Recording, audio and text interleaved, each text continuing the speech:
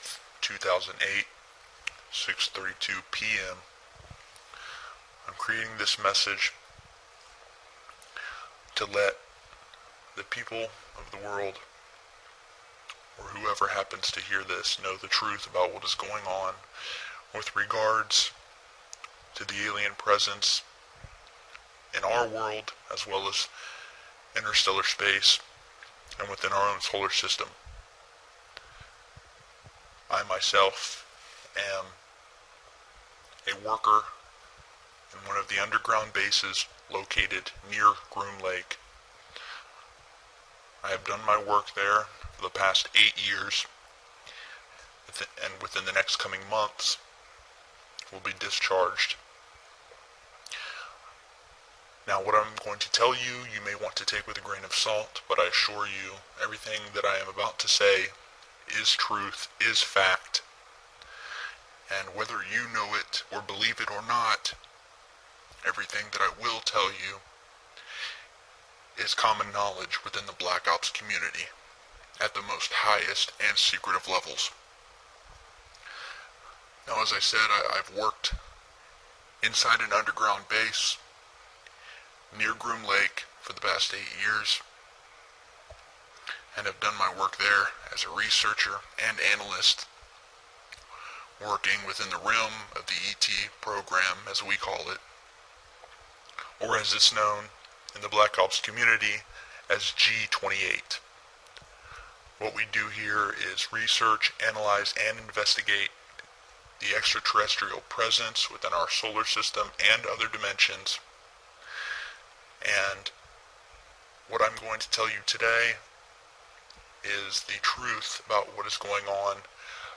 I will try not to be too vague in my revelations. However, I do not want to say too much, as I have already committed a felony in the eyes of our government just by speaking on the subject.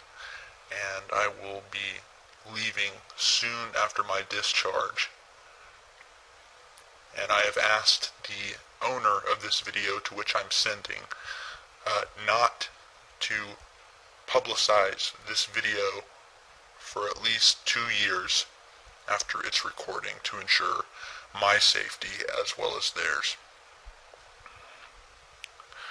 Now, as I've said, and let me make this clear, the presence of alien beings and the technology does exist.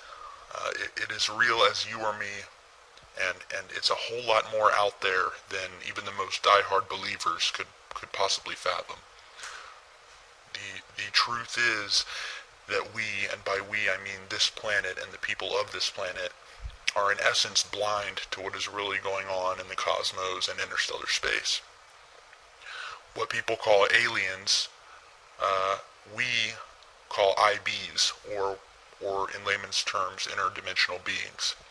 And what we found out and have known about since the early 70s is that, in simplest terms, other dimensions or planes, as we call them, exist and lay on top of each other, almost stacked, as if you had a blanket with another blanket stacked on top of it and another blanket stacked on top of it. To explain it so you can understand, you can imagine the Earth and our reality as a thin blanket, and all of these other higher dimensions are the blankets laying directly on top of ours. However, we can only see our own blanket. Now, the alien beings, or the ships that we have seen in videos, and that many people have captured over the years, are in fact what we call jumpers, in that they exist in their relative dimensions, but have in fact jumped into ours. We have discovered that most of the time we are unable to see them, as they are at a wavelength indifferent to our own, and our senses, eyes and ears, cannot detect. From the information that I have gathered and been briefed on, every planet, star, and galaxy within our own plane and universe, as we see it, exists also in these other dimensions. we've detected that we know of and that I've been briefed on at least 4 other dimensions that do exist.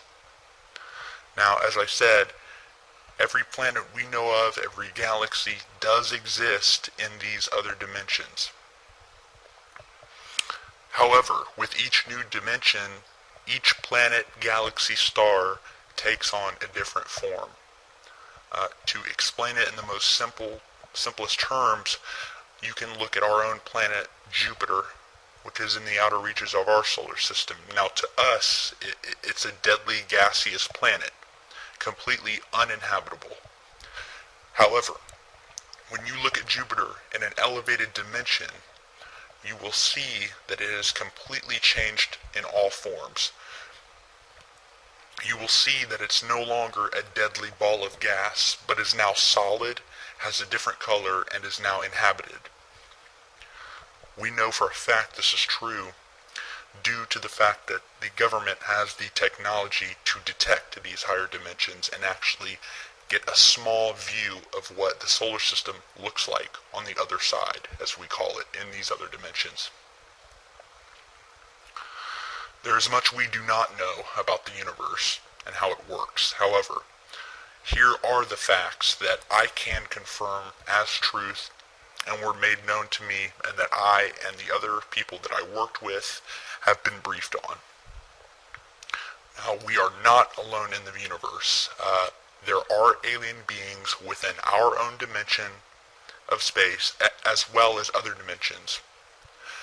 The planet Earth is an early stage, I guess you could say, training ground, if you will, whereby which we as beings will live until we advance to the higher dimensions. Now, we are not the bottom of the food chain, and we have discovered that there are at least 2 dimensions below our own plane. But that is as far as I will go regarding that. Now, I'm getting a little bit low on time, so I will leave you with a few other important things that people will no doubt want to know about later in time once this video is made public. Now, these are things that I have been briefed on by my superiors and that are common knowledge in the Black Ops community. Now, the planet that we know of as Mars was at one time inhabited, but again, at one time was wiped out by the people who inhabited the planet, which were much more technologically advanced than we are, which we discovered by testing and analyzing the chemical residue found from the blasts around the planet, as well as artifacts that we've also discovered on the planet, including the infamous glass tubes seen in the few of the publicly made photographs from NASA. Now, these are not glass structures, but a glass-like material that is about 1,000 times stronger than any material or steel that we have on our own planet. These tubes were used as a means of travel underground and above ground by the people who inhabited this planet. It is thought from our research that there are still an ET presence inhabiting Mars, but again, this is as far as I will go, and that I was briefed on regarding that matter. Now, I'm not trying to be completely vague, but I am trying to give you a picture of what is going on out there that doesn't completely put me in more danger than I am already in just by revealing the few things that I have. One of the last things that I will reveal, and that is definitely a fact, and that I have been briefed on, and that many other people involved with the Black Ops community have been briefed on, and that is our own moon, which does in fact have alien bases on it, and also has bases from our own government. Now, there is an ET presence, which is primarily located on the dark side of the moon. The Apollo program was in all actuality a reconnaissance mission, so that we could research what was exactly there and who. You will notice that many of the photos from the Apollo missions have airbrushed out buildings and bases, and this is the truth of the matter. Uh, about half of the video that you will see that is documented from the Apollo missions was in fact shot here on Earth at Area 51. In fact, if you look at satellite imagery, you can actually see what's left of a crater field created at Area 51 that was used in the filming. Now, the truth is that most of the footage from the moon was simply cluttered with bases, with alien buildings, and from what one astronaut said, and I'm quoting, what were a constant presence of alien vehicles flying over the surface, cluttering up the footage. So again, they showed the American people what they could and recreated the rest here on Earth that they couldn't show. From what we know, the dark side of the moon is where most of the alien presence is located. It's a more primitive alien race from what we can see, and our research tells us. It's more primitive than the alien beings you would see on higher dimensions, but still thousands, if not millions of years ahead of us. Now we have our own bases, which are primarily located in or near the Sea of Tranquility, which is the site of Apollo 11, and also one base that I know of located near the crater Sabine D. To this day, we are still sending secret missions to and from the moon. However, I do not know the complete details of what we are doing there.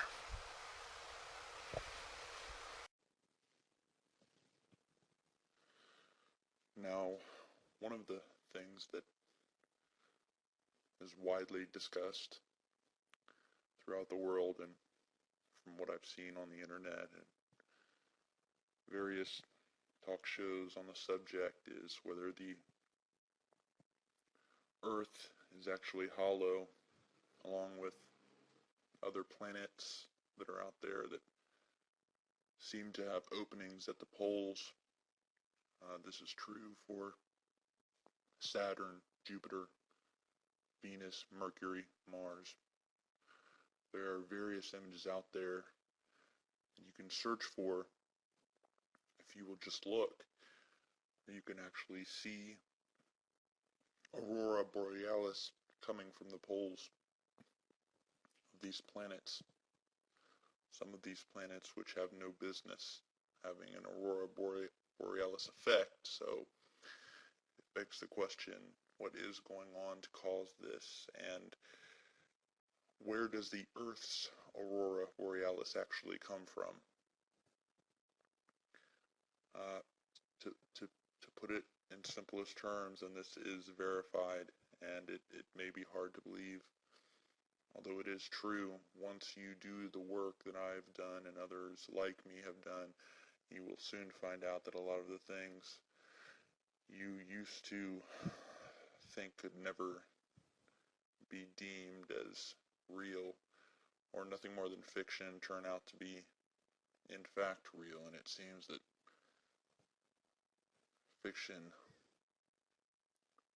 life is stranger than fiction sometimes. Let's just put it that way. The aurora borealis of Earth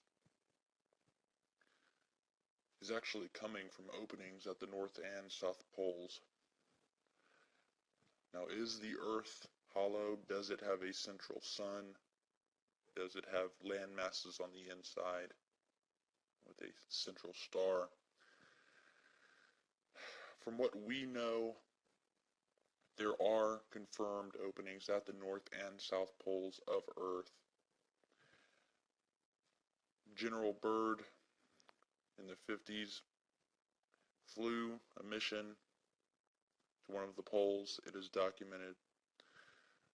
Fleets of ships and aircrafts were taken to the pole and subsequently driven out by a fleet of UFOs or AVs.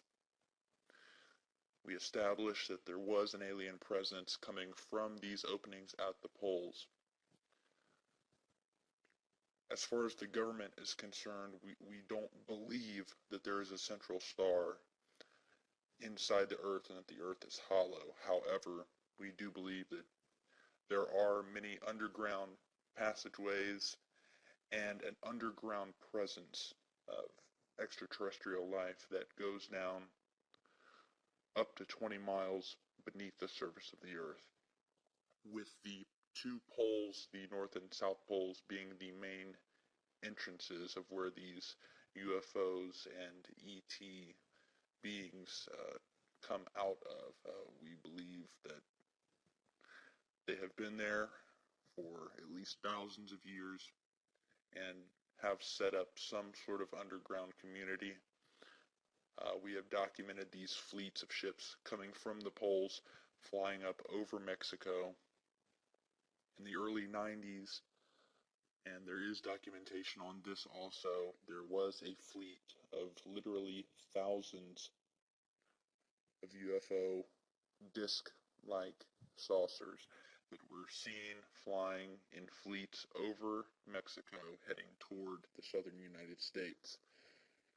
Now, our Air Force, as well as the Air Force from Canada and a few other departments and countries from South America also, were scrambled to intercept these saucers, and we were able to drive these saucers back to the southern pole from which they came.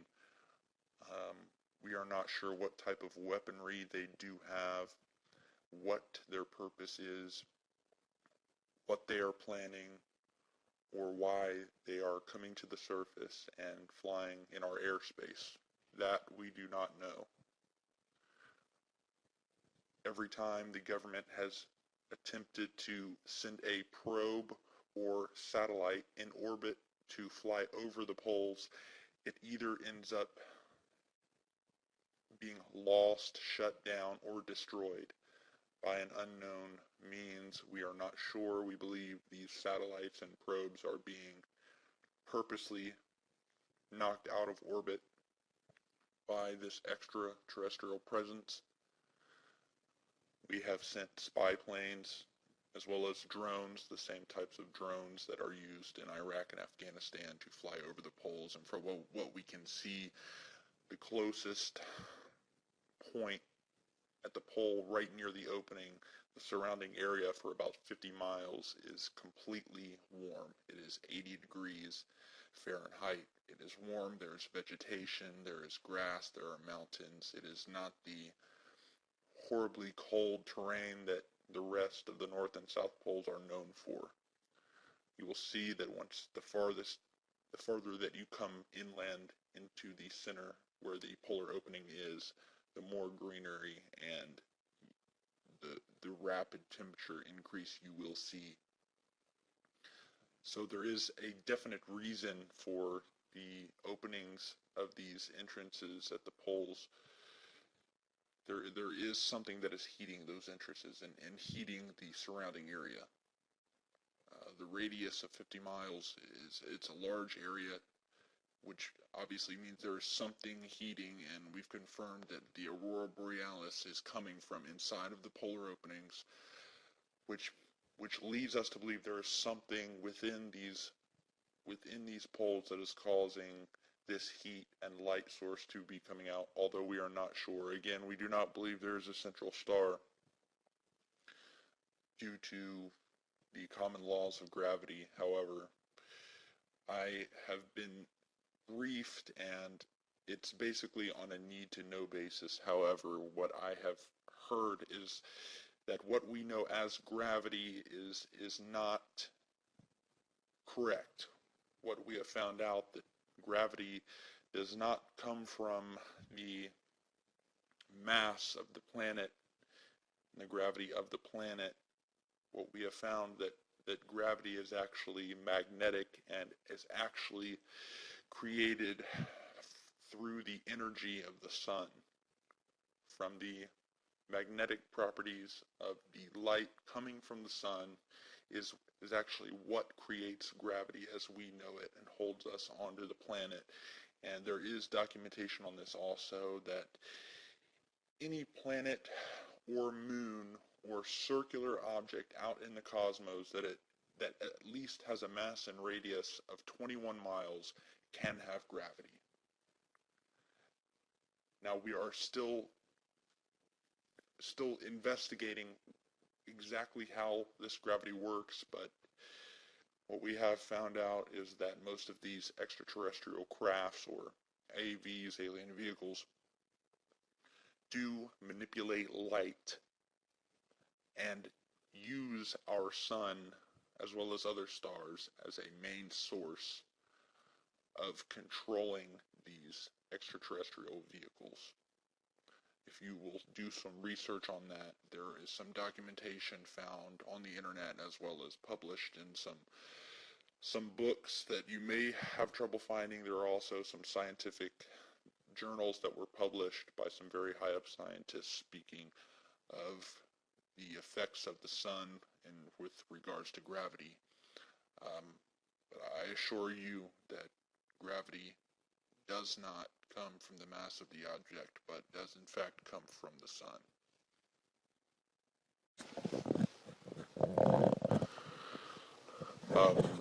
Now, I guess you could say one of the biggest questions that you will see most people asking is whether the Roswell crash actually happened or really was a weather balloon that crashed in the Nevada desert. And I will go ahead and answer that for you now. And this is an answer that I think most of us already know, especially most die-hard researchers know in their hearts to be truth, is that an alien craft did crash in Roswell. Well, it actually wasn't actually in Roswell. It was actually 15 or 20 miles outside of Roswell. But the craft did crash. There were alien bodies recovered from the craft. It was a disc-shaped craft. We did take the bodies to a base in Fort Worth, Texas. General Ramey did come to the crash site. He is the man you will see in many of the Roswell photos taken that day of the men holding up the remains of the weather balloon. These are staged photos, of course, and General Ramey you will see dressed up in his fatigues, and he's holding the famous Ramey memo. Now, if you haven't heard of the Ramey memo, it's a letter that you will see in most of these photos where General Ramey is present. It is in General Ramey's hand, and in all of the photos except one, the letter is turned away. But there is one photo, and you can look this up and find it online. There's one photo where the letter is actually turned almost completely toward the camera. And in the photo, you can see General Ramey sort of hunched over with this letter in his hand, looking over as a few other military men are holding up the remains of this failed weather balloon. Well, a few years back, a man named Dave Rudiak, who was a researcher for the International UFO Museum, and was also head of the computer department of the university in Roswell, and also spent time in the Army as a cryptographer. He took that letter from that photograph and decoded most of the message that was visible on it. And this is one of the biggest smoking guns, although the story has actually been greatly ignored, which is kind of sad for the whole UFO community, because this really is a smoking gun. You may be able to find videos online. I believe Sci-Fi did a video with a segment with Dr. Rudiak, and you will see that he decoded the message on it and made out many words such as disc, victims of the wreck, transporting the victims to Fort Worth, and other words that were made out. He basically took the letter, enlarged it with computer graphic software, and matched the types together and came out with the correct letters. And again, there are videos on it online where you can go and see the segments. The photograph was taken on July 8th, 1947 by a news photographer for a newspaper, Bon Johnson, I believe his name was. He still has the original negative of that photo. I don't know if we'll ever get the actual copy of that released. But in regards to the crash, it did happen. To my knowledge, 3 alien bodies were taken. They were what we would call grays. Grays, an interesting thing about grays, there are 2 distinct races, if you will, of gray aliens. Well, I don't know if you would call the second one really a race, seeing as that they are not actually alive, but are actually created. They are machines, they are robots, if you will. They are cyborgs. I'll try to explain it a little bit more in depth for you, but there are 2 kinds of alien grays, which is the alien type with the big elongated head, large black eyes, small nose, small mouth, small body, short, 3 to 4 feet tall. There are 2 races. The actual race of grays are, for the most part, benevolent. They do not mean any harm. They are thousands upon thousands upon thousands of years ahead of us. They do fly in disc-shaped craft, as well as others, but mostly smaller disc-shaped craft, which fit their body types perfectly. Many of the UFOs that we have seen on video with discs, including photographs, are in reality real. They are real crafts, although it's hard to tell which photographs are fact or faked, but many of them, and I've seen many copies of them, photographs showing these disc-like objects. There is also video from the Roswell crash showing the bodies of the aliens. That too I have seen, and that footage is being kept locked inside a vault at Langley, never to be seen again. Now, as I said, the alien race of grays is, for the most part, benevolent. They have visited the Earth and will continue visiting. They actually made their presence known in the 50s, not too long after Roswell, to the world governments. And at that time, the alien beings made, I guess you could say, an agreement or contract, if you will, even though there's not any real way to make a contract or anything like that with alien beings, but there was an agreement made with these alien grays and the world's major governments that these beings could come and take a certain preset amount of people and plants and animals to do research on. And in return, they would give the governments access to their technology. The agreement was not upheld. The world governments did not stick to their agreement. The agreement was also that the world governments would eventually, at a set date, have to reveal that the presence of aliens is a reality to the world. They needed to disclose that information, and the world governments disobeyed that, and to this day have not revealed that aliens do exist and there is life out there. And so the alien beings demanded that if the world governments did not reveal this information to the world, to the public, that the beings would reveal it themselves.